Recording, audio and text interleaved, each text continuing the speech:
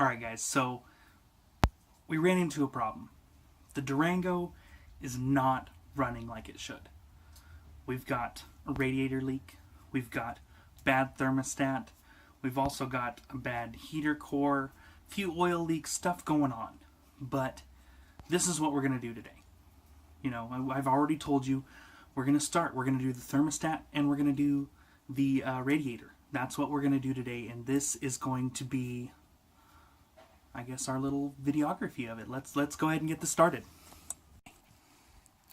You always want to start with your reservoirs. You want to get all of these off with just some simple bolts that are deep down in here. You got your 10 millimeter, which is going to be right down in here. Kind of hard to see. There we go. That 10 millimeter right down in there. And there's also another one underneath this hose, just beneath there. But you're going to start with pulling that clamp off, which is your main upper radiator hose that'll go to your thermostat. This is just the beginning. This is where we start. These wells, these reservoirs have to come out.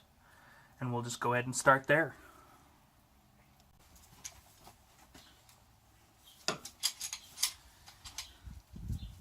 You want to start with the hose. That's what's going to get you all your coolant out first.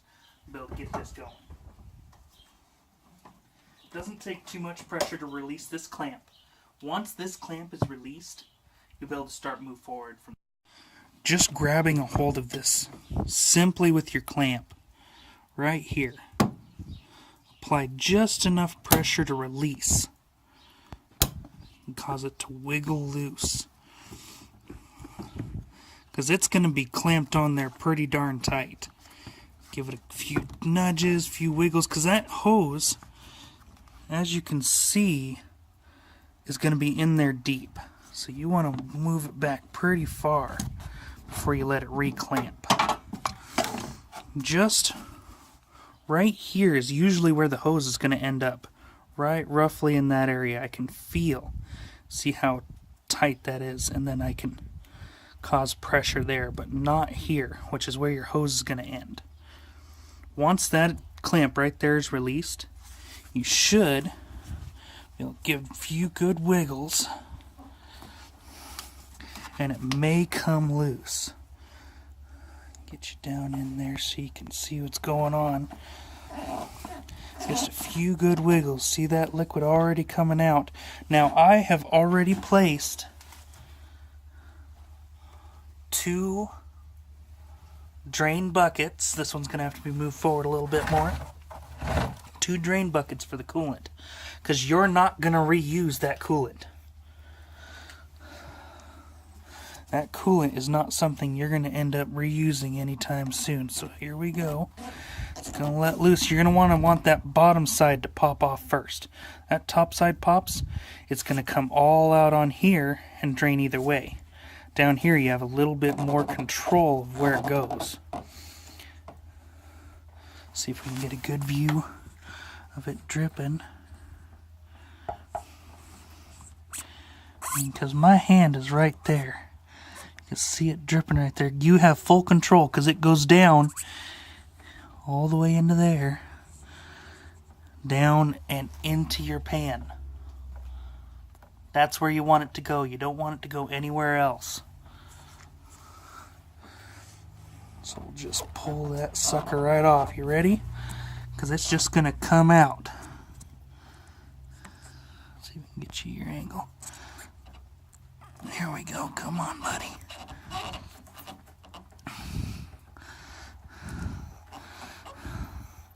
And like I said, this has been leaking for a while.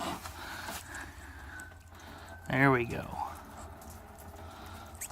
That's what you want to see.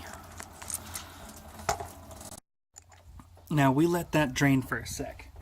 It's done all that it can now. All in that pan, you are going to hear a lot of glugging, and it's going to happen, but you just need to pull that sucker out. That will come off. You don't have to worry about it because it's not bolted in. To go and release this valve right here from the actual well itself. The well itself did not allow us to release. So what I did was I took it off of this cap right here. This cap right here was what allowed me to release, and just has those 3 little ridges right there to take off. And we just put it out of the way. Now it is no longer a problem. So we move forward. We get these bolts out. So let's do it. Extensions, they are going to save your life. They're going to create a better world for you. Those are 2 3-inch extensions, the converter, and a 10 millimeter socket. That is what you need to get in there. That is what you're going to need to get to those bolts that are just a little hard to reach. So hang in, we're going to get this one and that one just right beyond that hose, just down in there. We're going to get those and we'll be back. So we have removed the 2 bolts that are holding this in. All we pretty much need to do now is just get the sucker out of there. It's going to be a little hard because this is going to be full unless you drained it. This should be empty, if not close to empty. So you're going to deal with one-sided weight a lot. So, I mean, I went ahead and unhooked one of the sensors. I'm going to unhook the other sensor. Kept the pump hoses on, the pump and the sensor hose on. Just kind of swung it out of the way. I know I said I was going to remove it completely to get maximum access, but most people would say that you could remove these sensors. You know, you keep them on and just maximize your access. But these don't fit that far. You know, they don't reach where you want them to reach, because now I have an extra 1.5 inches of room that anybody else would not have. So the next step is really to get these brackets off. This one and that one. That's our next step. Then we'll move on to these bolts right here. There's 3 on each side of this bracket. This bracket can move just like the wells did. They'll be able to move over there. So this whole line, this cable goes underneath just like the well does, has its own little thing that you don't want to detach because then it messes with everything. This has a specific calibration of where it sits to lock in the hood. That's where we're going next though. So we'll get these on both sides, and then down there you can see it right there, that little bolt, little 10 millimeter on both sides. Can't quite see that one, it's a little in the dark, but on both sides 10 millimeter.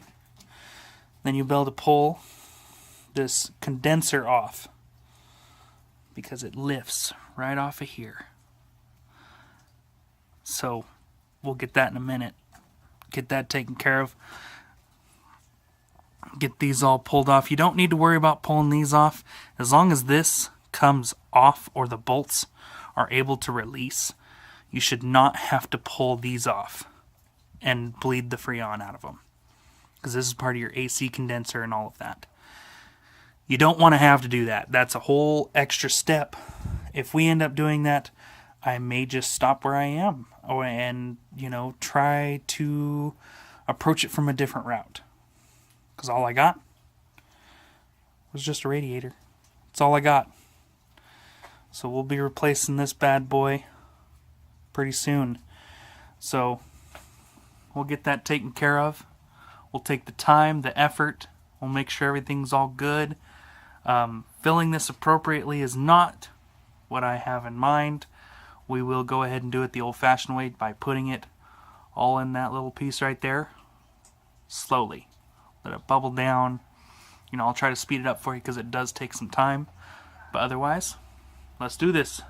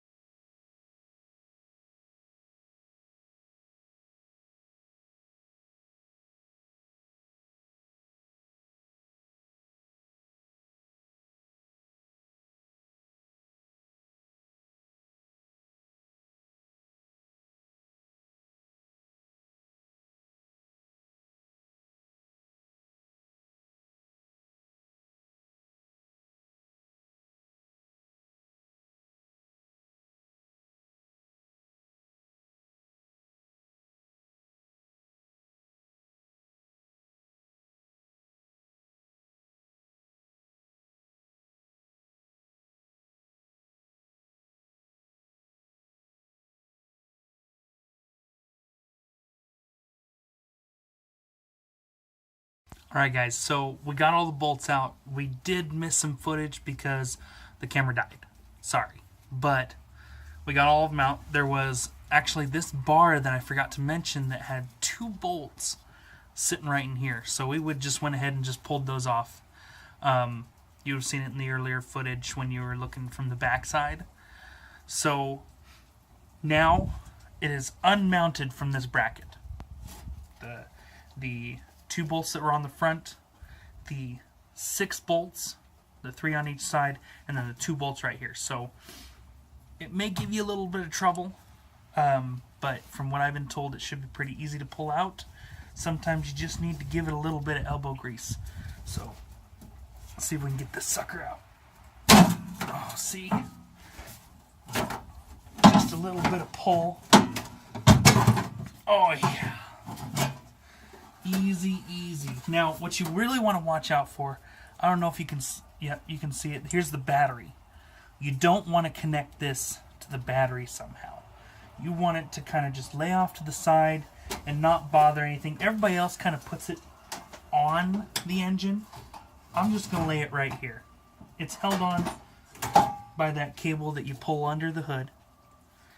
So here's what we got to do. We got to get this little wrench back in there like I mentioned, and it is gonna be a pain. It is gonna be a huge thing to do this. So it's not really that huge.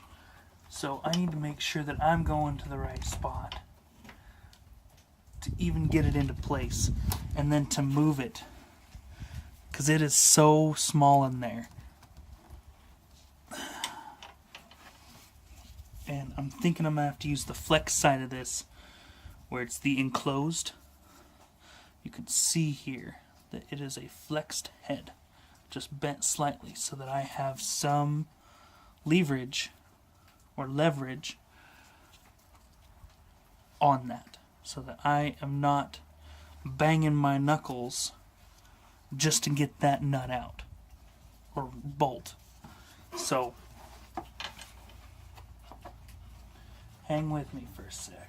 Alright, so we got the 2 lower bolts pulled. They came out really easily. It was nice. This one was a little bit of a pain, but we got this one out. It was really easy. Just lift it up, because it's not attached to anything.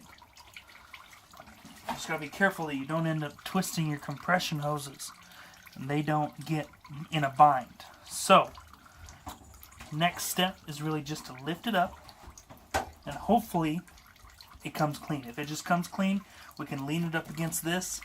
It won't damage it. You see these little rubber seal buttons, but they're not going to do anything. So just lift this up. Just give it a little elbow grease. You don't want to give it too much because you don't want it to bang into anything. Come on. You just see, because these little brackets right here, these brackets are what's going to pull up.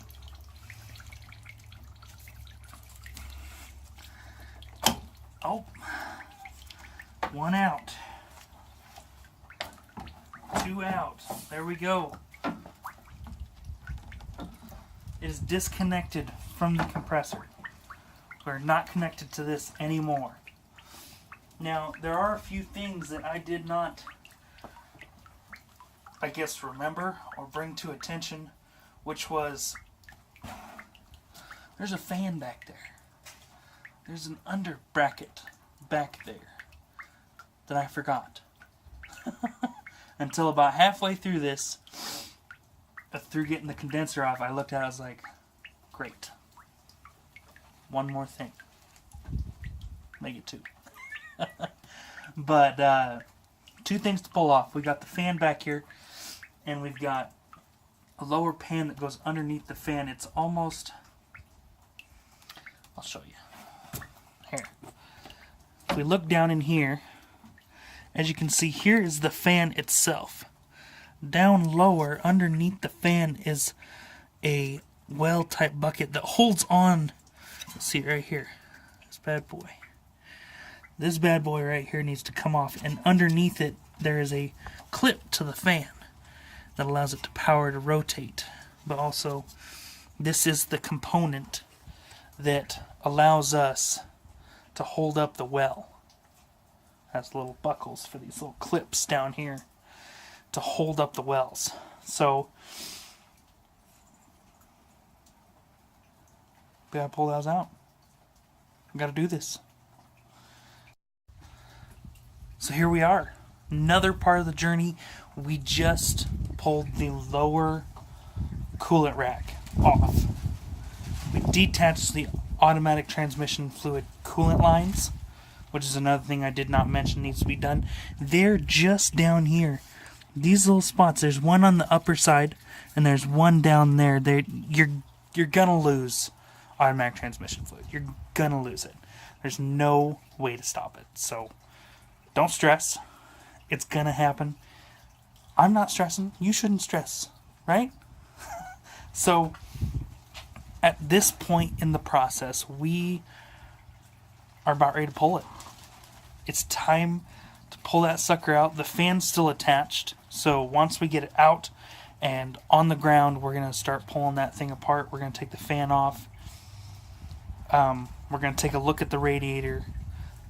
I'll show you where the leak was, now that we'll have a better view of it. And then from there, we're going to go ahead and just get the new one.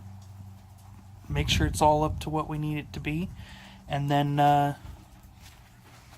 we'll be done. We'll have to just, mix the coolant because I didn't get the 50-50. It was cheaper to go get the concentrate and then split it. Yeah, I'm going to have to find something to split it in, but that's part of the process. That's the extra. That's what you pay for whenever you get the concentrate. The concentrate is not going to get you what you want. It's not going to get you, easy peasy lemon squeezy. So, you ready? I'm ready. I'm ready to pull this sucker out. Let's do this. So, we got it out. It's no longer in there. It's down there. It's a bit of a pain because this hose right here was still clamped on there down below by the tiniest screw in the most impossible place. And so guys, this is the area of the seal that was actually leaking. You can see it's slightly bent out. I think that maybe, get you a better look at that. Yeah. See, it's a little bent out. Like the rest of it's all clipped together. It looks like that's a little bent out. And maybe at some point that ended up breaking. I don't know why.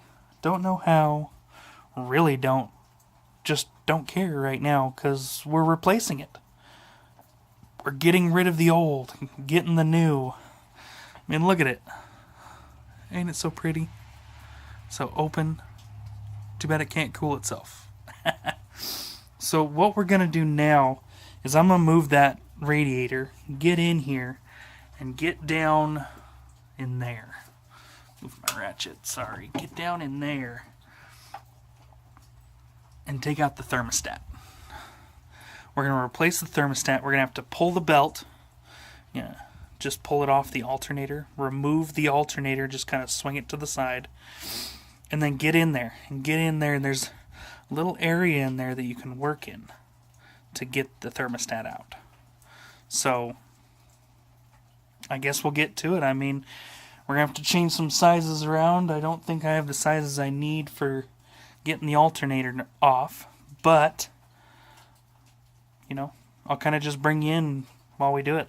So, in this, we'll end up pulling the tensioner, releasing the belt from this. You don't want to release it too much from everything else, because then, you know, you just have to put it all back. You just want to pull that off, lay it down, unbolt there, unbolt there, and there's a nut in the back of this bottom one, down in there. Just back in there, on the back side of this bolt that you're going to have to hold into place. We'll do it.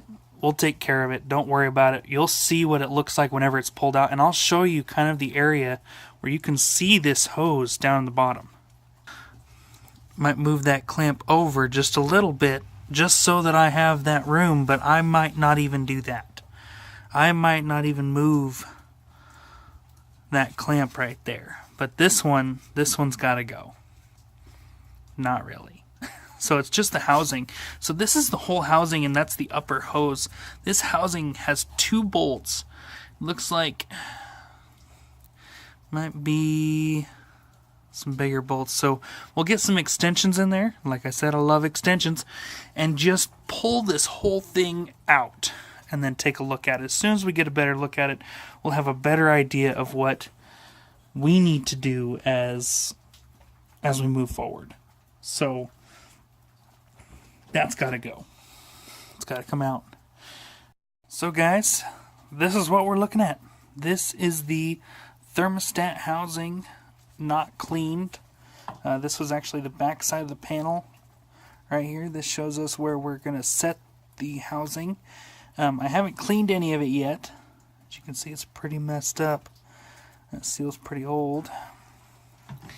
And in here, I put one of my rags so that nothing get in there. But you can see how dirty it is. We're not going to be able to do very much. I don't have the specified tools to clean such a mess. I have razor blades and maybe some sandpaper. So maybe we'll hit that with some razor blade, sandpaper. Hit the other one with some sandpaper, maybe some 120 grit, something like that. Something not too harsh, so that we're not scraping off a bunch of metal and creating a not level area for it to bond to whenever I put the seal. Alright guys, so we were able to go ahead and fix it. It ended up taking a lot more time to put back together. A lot of the items that I had tried to put back together ended up giving me a lot of issues. My wife had to go ahead and come in. Kayla had to come in. She had to help a lot. It was something that we definitely needed 4 hands for, especially putting it back in. But for the most part, it was very easy to go ahead and do all by yourself. I mean, yes, you'll want those extra hands, unless you're,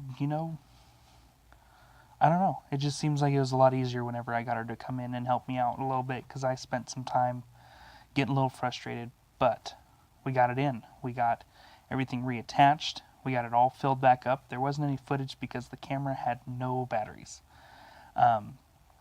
We weren't able to record any of that. I do apologize, but we got it done. It's running. It's doing great. We're getting heat really quick.